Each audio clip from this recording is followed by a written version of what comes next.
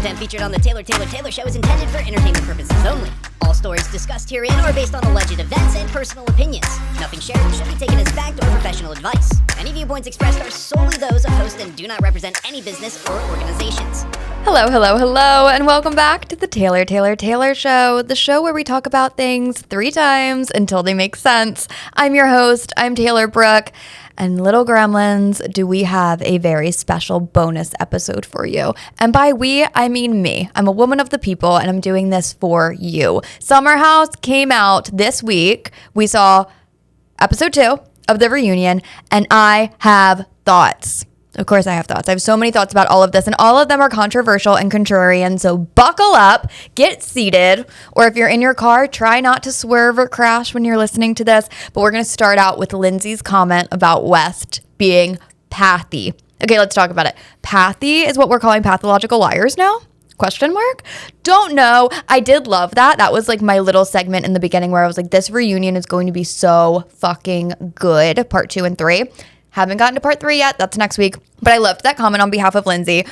Also, when Lindsay called a break, when she looked at Andy Cohen and was like, okay, I think it's time for us to break. And Andy was like, yeah, let's take a 10-minute break here. That was so funny. She's running the show. This show would be nothing without Lindsay Hubbard. With that said, does she bother me a little bit sometimes when she just keeps injecting and keeps feeding this fire? Yes, a little bit. So I understand where some of the little gremlins are a little bit annoyed with her, but I think that Lindsay Hubbard is single-handedly carrying in the city, and she's carrying this whole Summer House reunion. Now let's talk about the things that I didn't like. And guys, I made notes. Okay, West didn't go after Amanda. She got upset. She was crying. There were a couple tears coming down of her Klonopin-induced face, and he didn't go after her. And then when they were like, get up, go after your girl. West, go after your girl. Get up. My thought process was, why isn't Kyle going after her? No, that's not her man anymore. Her man is West. Why aren't you getting up, following your girl out of the reunion, and going to the, makeup lounges, whatever they are, the B rooms, the green rooms. I work in this fucking industry. I should know the terminology by now. Didn't like that. And then when Lindsay was like, go check on Amanda, and West was like, what, so I can get up and then you can say you guys both walked out of the reunion? Come on, dude. Someone shouldn't have to tell you to go check on your girlfriend, especially her ex-husband. When he was like, no, West, go and check on her. That's when West finally got up and went and checked on her. Didn't co-sign on that. Didn't love it. But then again, I don't co-sign or really like men at all. So it's no surprise that I'm Team Amanda. Now let me... saying Team Amanda is actually kind of crazy, but this is my soapbox. This is me standing on it, and this is me just saying how I feel from the bottom of my heart. Everyone is ganging up on this girl, and I hesitate to use this in an aggressive fashion or even throw this word around nonchalantly, but Amanda is a victim of abuse for the past 10 years on Summer House. Okay, let that sink in. The way that Kyle talked to her, the way that Kyle treated her last summer, the summer before that. I'm sorry, but if my man were out sleeping at fans' houses and there were videos of him making out with random girls all over the internet, I wouldn't have sex with him for 7 years either. Okay. So let's get rid of this narrative that Kyle is an amazing guy. Kyle's so fucking great. Oh my God, Kyle's amazing. Yeah, Kyle seems like a great friend and I would love to hang out with Kyle. Kyle Cooke, hit me up. Your team, hit me up. Listen, the way that we're justifying his behavior, the way that we're justifying the way that he said, fuck you, to Amanda across the dinner table with rage in his eyes is actually fucking crazy. We should all be very, very, very embarrassed that we're defending the actions of this man because this girl, after they broke up, decided to date someone in their friend group. Fucking spare me. That is ridiculous. I think that us hating on Amanda so much is... It's despicable, and I hate it, and I don't like it, and I get a lot of heat on threads for saying this stuff, and I don't care. I don't co-sign on women hating other women to this extent. When Sierra said, yeah, I just didn't really understand Kyle's perspective, and I just didn't realize what he was going through behind the scenes, so yeah, I apologized to Kyle. You apologized to Kyle? when he was actively treating one of your friends like absolute shit for the past 10 years? No, I don't like, and I love Sierra. I like Amanda. I'm not over here picking sides. I'm not Team Sierra versus Team Amanda. Let's like hate on West. That's what I'm not understanding. Even Kyle had to stick up for Amanda at one point and be like, okay, Sierra, like that was a little far, calling her weak. Like that made me feel uncomfortable too. Yeah, you guys are all coming at the girl. Have we learned nothing? Have we learned nothing from history at all? The whole history of man, they always blame the woman. I mean, we can bring it back to like Greek tragedies. Everybody always blames the woman. Men start wars, yet Troy hates Helen. That's a Maisie Peters line, actually, and that fit very well here. So I am not okay with how the reunion has gone so far. I also don't like that we didn't see Levi, like, at all. And then she comes in for a hot second, and then Andy's like, bye, Levi, thanks for being here. Like, it was so nice to meet you. And then she just, like, saunters off in her beautiful green dress. Big fan. I love Levi. That's also because, like, offline, we're, like, real life friends outside of the show. But she's authentic, and I love her. And I think her and Bailey are, like, going to be the only cruxes of next season. With that, I don't care who hugs Ben. Why are we like, when they were like, Ben, tell us about your relationship with Sabrina. He was like, well, my dad never hugged me as a child. And Sabrina visited my hometown and she hugged my dad every morning and night. And then on the last day, my dad hugged me. I don't give a fuck. I don't know why we kept that in the reunion. Who cares? Who cares if your dad hugs you, Ben? No one even likes you. Even Bailey doesn't like you, and Bailey likes everyone. That's embarrassing. You're embarrassing. Get on a different franchise. Get off my fucking screen. Also, when Kyle said, fuck you, dumbass bitch, to Amanda, we glossed over that. We completely glossed over that because it was not said at the dinner table. It was said in their bedroom or in the bathroom, wherever they were. And she was like, yeah, I'm a dumbass bitch, Kyle. And then she like walked past West all angrily. It was like, okay, that's still not okay. I don't know how we're justifying this. It's getting me so riled up and uncomfortable.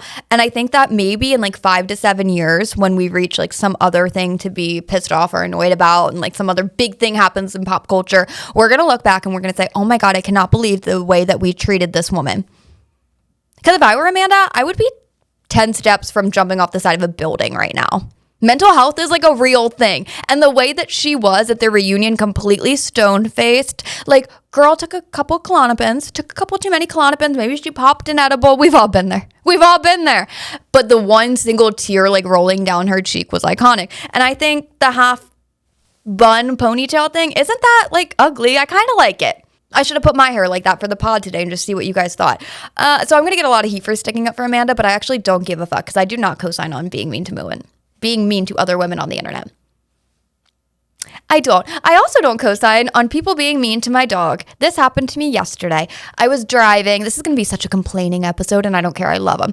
I was driving yesterday. I had my poodle in the back. She's a standard black poodle. She's so cute. Her name is Kenzie. So she's in the back seat. She's got her seatbelt on. I got the windows down. I'm going up the road. I live 30 seconds from my mom's house. We're going up the road so she can run in the yard, play by the pool. So she's got her head out the window. She's loving life. She's just being a kid. Then I'm at a red light. There's one red light in between our homes. I'm at a red light. And it turns green. And then 3 seconds later, beep, beep, there's a beep behind me. And it was an aggressive beep. It wasn't like a cute little, even a Honda Civic has a cute beep. Beep, beep. No, it was like beep, beep. And Kenzie freaked. She was not happy. She was scared. She's a rescue. And I was so intensely irritated because why would you beep and scare my dog? So I drove 3 miles an hour the rest of the way, the rest of the 30 seconds, just because this woman was behind me. So like, that's just something I don't do. If I'm in my car and someone pisses me off that's ahead of me, they're going so slow or they cut me off or something, and there's a dog in the car, I'm not going to beep. I'm not going to beep. That's mean. That's mean-spirited. That's even more mean-spirited than like beeping when someone has like a baby sticker on the back of their car. I don't give a fuck about your kid. I care more about your dog. Now that we're talking about kids and dogs, I do need to talk about my friendships recently. I've made some executive decisions in my group of friends. And we all know I have 5 friends. Count them. 1, 2, 3, 4, 5. We got 5 friends in Taylor camp. I'm not shrinking the group any smaller because we don't need to do that. We've already made eliminations and the elimination round is done. But what I have done is the bench, the outliers in the friend group. I've cut them down. So we have the 5 core friends, and then the rest of the bench we're cutting down. Because you know what I'm learning in my ripe age of 29 years old is that I do not have the emotional capacity for people in my life that make me nervous. Let me elaborate. If you are a friend and you're consistently bringing your problems, relationship-wise, work-wise, kid-wise, dog-wise, cat, whatever it is, if you're consistently bringing me problems that I feel like I have to solve as your friend, we're done. We're done. I'm not bringing that energy into my life anymore. I love a lost cause. I love someone that's like, I don't have any family, or like everybody hates me for some reason. I'm like, yes, come into my life. Let me love you. No, not anymore, because I feel fucked over every single time I do that, because then people stop needing you and then they just poof and then they disappear. And I don't like that. So if you're wondering why you haven't heard from me in a while, it's probably because I cut your ass off, and it's going to stay that way. Not accepting new friends, not accepting people on the bench. You got to go. You got to go. Let's talk about Travis Kelce and Taylor Swift. They went to a Knicks game, ? Knicks, maybe? It was a basketball game. People were bouncing the ball. Michael Jordan wasn't there. Okay. We need that still. That still is going to be the thumbnail of this video for sure. They were at a basketball game, and the announcer, I don't know who the announcer was, so please forgive me. Producer Nate, look up who the announcer was at this game. He could be famous. We'll tag him in this. He said, and tonight, who's here is Travis Kelce and his girlfriend. Sir, that girlfriend, 1, fiance. Let's make that little asterisk. 2, that's Taylor fucking Swift, you loser. What? How talented and decorated do you have to be as a woman to get your name first? She's Taylor Swift. And they were like, yeah, Travis Kelce and his girlfriend. That is so fucking funny and awful. And I hate everything about it. Have we found out who the producer was? Yeah, or who the announcer was? Yeah, and it was a famous basketball player too, Richard Jefferson. He's now a play-by-play. Hey, Richard Jefferson.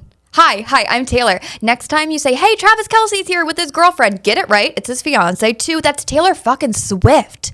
Do you not have a wife, daughters? Do you not know any women? Maybe he doesn't know women. Maybe he just doesn't know any women in general. So that bothered me. The second part that bothered me was the fact that Travis Kelce took the beer and chugged it. I'll tell you what. 1, if I'm ever at a basketball game sitting courtside, 1, call my mom, because someone needs to come get me. Call my best friend. Call someone in my life. Call my dad. Someone needs to come get your girl, because I don't know why the fuck I'm at a basketball game to begin with. Second of all, if my husband is given a beer and then he stands up and chugs it for everyone, I would politely say, hey, babe. We know we're not still in a frat, right? This is not Pie Lamb. No, sir. We are in our 30s, and you're not chugging a beer on the basketball court. That is embarrassing. That is embarrassing, and she was embarrassed, and I'm embarrassed for her. Also, it's a good time to bring up that Travis Kelce reminds me of one of those cigarettes that you snap and then they become menthol. He reminds me of a menthol cigarette, and I don't know what it is, but he reminds me of it. The World Cup is in Philadelphia. Let's talk about that. The World Cup is soccer, and I bought a soccer ball the other day, and it's the same color as this amazing blazer, which you can actually get. Here's a quick caveat. So this blazer fits me. It's a vibe. I think it really encompasses my personality, and I got it from Rent the Runway. You may be thinking, Taylor, what is Rent the Runway? Rent the Runway is where you can rent designer pieces. You get 5 pieces a month, and you get to pick out your sizes. They do bags, they do earrings, they also do blazers, dresses, pants, matching sets, cohorts, the whole 9 yards. They do it all, and you get to pick out 5 pieces every month. If you want 50% off your first month, you just have to use promo code RTRX Taylor Brooke. RTRX Taylor Brooke. Rent the Runway. I'll also put the link in this episode's description, because I'm a woman of the people and I'm trying to get nominated for a Nobel Peace Prize at some point in my life. And this is just the next step, affiliate marketing. So we talked about Taylor Swift. We talked about Travis Kelce. Now we need to talk about the World Cup. I bought a soccer ball. As a child, I really thought that there was potential for me in soccer, because I played one time, and I was, because I played one time, and I was like kind of good at it, I think. But also, I'm not a sporty girl, so I'm going to try to learn a little bit of soccer before the World Cup, maybe get some content, get some videos. You guys can tell me if I'm, what is it, like your form? that sort of thing if I'm doing it right. I think you have to kick with the side of your foot, though. That's the thing. Gotta kick with the side, not the front. I want to do one of those things where, like, you kick the ball up and then it hits your knee and then you kick it again. That's what I want to do. I don't know what that's called, but I'm going to call it the Taylor. And then that'll be my signature move on the soccer field, on the soccer court. Court? Field? Pitch. Pitch? On the pitch. It's called on the pitch. Okay, I retract all of my statements before. That's the dumbest thing I've ever heard. The pitch? The pitch. It sounds like it would be a baseball term, actually. It is. My eyes are rolling to the back of my head. You know what? Okay, I'm going to talk about baseball, too.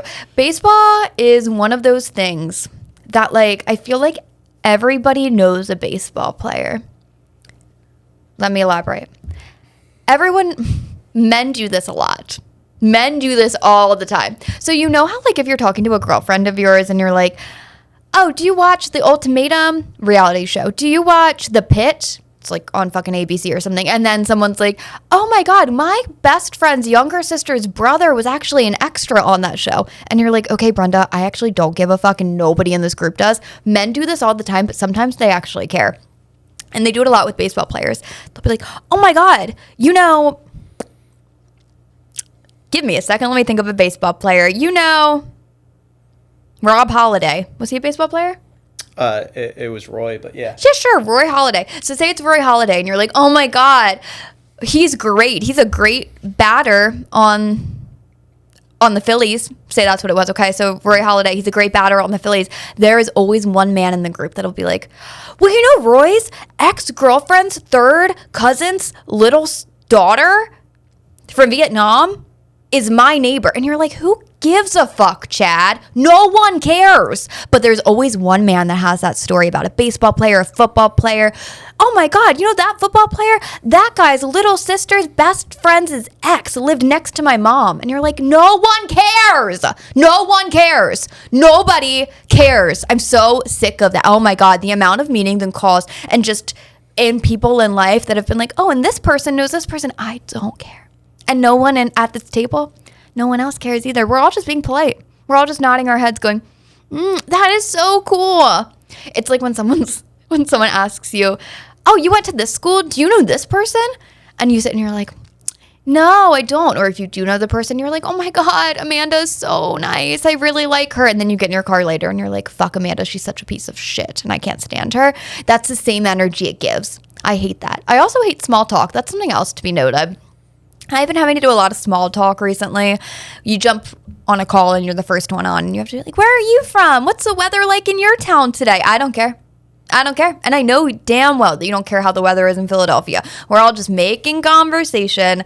Speaking of like talking to people from different lands, I've talked to a lot of people from Canada recently and I'm changing my whole frame of mind on that. I think they might be onto something in the Great White North. Because they're really nice. Every Canadian I've talked to recently has been very kind. They don't look like the South Park characterization of them. They don't have the slanted eyes, which is crazy. I thought perhaps they would. But I've been really, really, really into my Canadian cohorts lately. They've been really cool and kind, and it's making me think that maybe I'll go to Montreal. I was thinking about Toronto, but Toronto's on like the other side, I think. I think it's going to take longer to get there. And Montreal is like the French portion, and you can like drive there. I'm thinking of driving there. I don't know. We'll see. Maybe not. Maybe this is just a fever dream and I'll get over it in like 48 hours. But I've had a lot of recent luck with Canadians and I'm a big fan. Am I using people first language with that, Canadians? People who are from Canada? That's probably what I should be saying. Oh, here we go. Another tirade. Okay, let me tell you about the question I'm getting so often these days. Hi, Taylor. Oh my God, it's so good to see you. What do you do for work? I'm a podcaster. I'm an entertainer. I work in entertainment. I have a media company. I say one of those things. Oh, really? How do you make money? Brenda, let me say this for you, for me, for every other entrepreneur out there. That is none of your goddamn business. Don't ask somebody else how they make their money. That is so tacky. To count other people's money for them is tacky, but to look at me dead in the eyes and say, oh, how do you make money from that? How do you make money? Working at JP Morgan. They're probably like, I'm a banker, Taylor. And I don't know. I also like don't. Let's back that up. I'm not going to say that. I'm not going to make an enemy with JP Morgan. I actually know nothing about JP Morgan. But I know Sonia Morgan from the Real Housewives of New York, and she married Morgan, and then they got divorced. So maybe they're not that great. Was there a knock on the door? Oh, okay. I was like, who wants to be on the show? Are we bringing in the masses here at Westchester Studios? I also want to bring up a Westchester Studios moment. It has been confirmed, I'll put the screenshots here, that the engineers at Westchester Studios have a Grand Royale duel to see who gets to engineer my podcast every time I come in. And I think that's beautiful. I really think that's beautiful. If you're looking to film within the Philadelphia area, KOP, anywhere around here, hit up Westchester Studios. I drop their link in the episode description every time. So if you're wondering where we record, that's where we record. If you're trying to stalk me, you could probably find me here. So there's that. I also want to talk about dirty martinis. They've gotten a bad reputation from me recently, in the past year, because martinis make me mean. It's a known fact. I'm very big into the self-awareness portion of life. I think that I do a pretty good job with that. I'm self-aware that when I have a martini, I'm not nice. And it's not like I know I'm not being nice. It's more like people will say, hey, Taylor, how do you feel about this? No, they won't. No one ever says that. Usually they're just talking. And I'm like, actually, I fucking hate that. And I think you're stupid for doing that. And I don't like you. And I didn't like your mom. And I'm just mean to everybody. But I'm having a resurgence of the dirty martinis. We're talking stateside. We're talking a little bit of vermouth. We're talking blue cheese olives and a nice swirl. And let me tell you, it hits different. And I think what I'm doing differently with the dirty martinis now than I had been prior is I'm making them bitch session nights. I'm not going into the night saying I'm going to have a good night and like things are going to be good. I'm bitching. I'm having a gossip sesh. Tonight, I'll be having an extra dirty martini with blue cheese olives with my best friend Kennedy because it's a bitching session. We're going to just talk and gossip. If I want to have a good night with my husband and have a good date night, I'm not having a dirty martini because we will fight. And by we will fight, it will be me crying about something that never happened or something that might happen. And then he's asking, are you okay? And I'm like, why are you yelling at me? And he's like, no one's yelled. You've been yelling for 44 and a half minutes, Taylor. I'm about to call your mom. So there's the thing. My mom's also like had a dirty martini a couple times here and there. She likes them, but she's not as big into them as I am. Actually, my husband's grandfather is getting into dirty martinis. And I really think that's going to be a turning point in the whole relationship of me and my grandfather-in-law? Grandfather-in-law? A pop-in-law? A pop-in-law. I kind of like the way that sounds. I'm going to trademark that. Hallmark, call me because that's going to be a nice thing for your cards. Pop-in-law. There was a movie back in the day. I think it was like Jason Bateman maybe. And he like played a greeting card maker. Like he wrote greeting cards. Do we remember that movie? I think it was Jason Bateman. It was someone that like... He just looked like a typical white man and he had brown hair and he like wrote greeting cards and that was his job. And as a child, I thought someone's job is to make greeting cards. And now it's probably ChatGPT. It's not Mr. Deeds, was it? I don't know. Adam Sandler? Maybe. Because he aspired to be a greeting card writer, but he never was actually. No, this guy was a greeting card writer and and it was sympathy. That was his. Oh. So, yeah, and he was a sympathy card constructor. I don't know, but that's probably ChatGPT now. Or Claude. I've tried Claude. All the creative girlies out there, you're like, try Claude. You're going to love it. And it's okay. It's okay. Also, I was in a meeting. And this girl, she was really nice, by the way. So, like, if you are watching this girl, you were really nice and I enjoyed our time together. The one thing I didn't love was I asked about AI and they were like, the environment. Like, I have a soul. I'm not going to use it. And I was like, okay, this is where we differ, babe. I have no moral compass. I have no moral direction. And I actually will use AI. I was a big fan of global warming up until like 2 years ago when it stopped getting fucking warm and started getting cold. Don't co-sign on it anymore. I don't like it. All the environmentalists are like dying in their seats right now. They're crashing their cars. They're jumping. Actually, they probably don't care. They probably don't listen to this podcast. Although I am trying to market it as a health and wellness podcast just to like get the downloads. I think it would be funny as fuck if we got to like number 4 on Apple and it was like health and wellness therapy podcasts, the Taylor Show. We help you make the decision to jump off the bridge. It's going to get axed by my legal team. With all of that, I hope you all have a great fucking week. And I hope that this was everything that you ever needed it to be on your Friday. And I hope you woke up this morning and you were like, thank God. Thank you, G-O-D, capital G, God, for Taylor Brooke, for having this podcast, for talking, and for being my internet friend. Because that's what I wake up every Friday and I think for you guys. I think I'm so lucky to have you little gremlins in my life. And I genuinely am serious about that. It sounds sarcastic, but I'm not. Thank you so much for listening to the Taylor Show. We're going to be back next Tuesday with a very special guest. And we're going to talk more reality TV. I know, shocker. I'll see you guys next Tuesday. Bye, little gremlins.